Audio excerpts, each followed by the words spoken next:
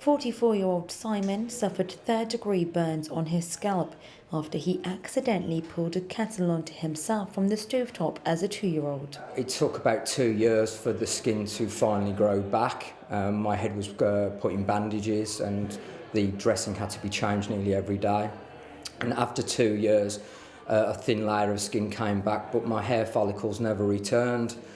So that began a bit of another journey for me, and this is in 1974, and treatments for what we see today wasn't available back then. From being a toddler, wearing a hairpiece became a daily ritual for Simon. It was his way of life and he felt comfortable.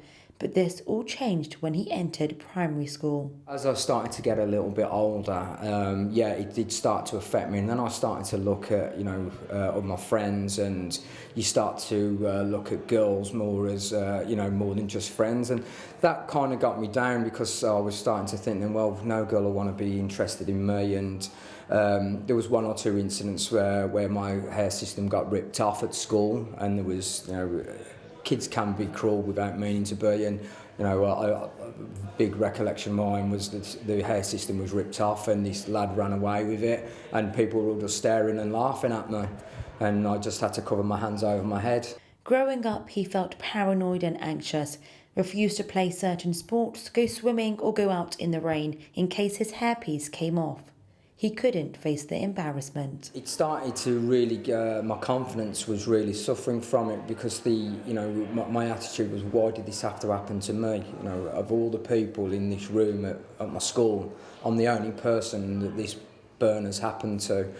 I always try to be a little bit upbeat about it and be positive to say, well, there are people worse off in the world than me, and there is. But there were them nights when I was on my own, and I had some real dark moments.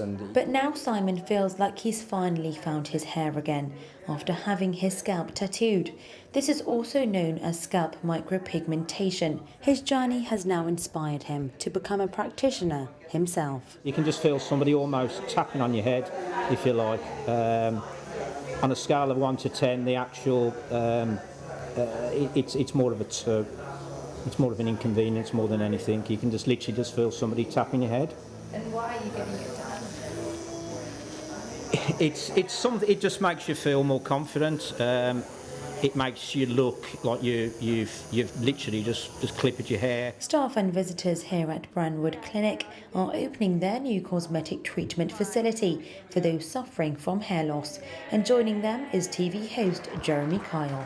I have a family member who recently had quite a traumatic experience and got alopecia, and you could tell it was hats and hair pieces, and she'd hold herself differently, and you could see that it had really affected. I think it's one of those things that you wouldn't really contemplate until it happened to you. I'm sure it would get people down, and I think it would affect the way they live their lives. And if this as a process gives people confidence, then that's fantastic.